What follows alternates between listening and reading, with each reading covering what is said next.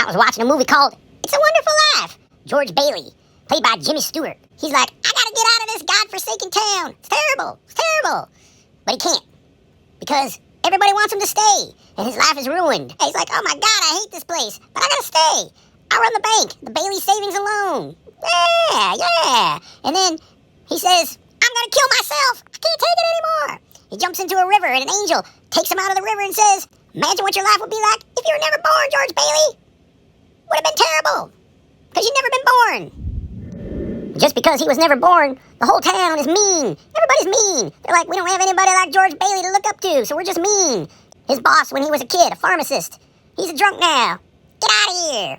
Get out of my bar, you old rummy, you old drunk. Once Jimmy Stewart realizes the errors of his ways, he says, I wish I was alive again. I wish I was alive. And then he goes and runs back home to his crappy house and his miserable life, and he's like, I'm so happy. I'm so happy. He reaches into his pockets and he says, Zuzu's pedals. Look, Zuzu's pedals. I don't remember why. I don't remember. Then they sing Old Lang Syne.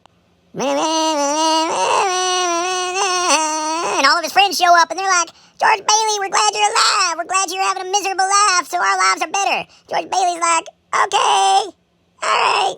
I guess it's okay that I'm alive. If your life is better, that's the moral. Yeah, just because your life is miserable doesn't mean you're not making other people's lives better. Be thankful. Be thankful.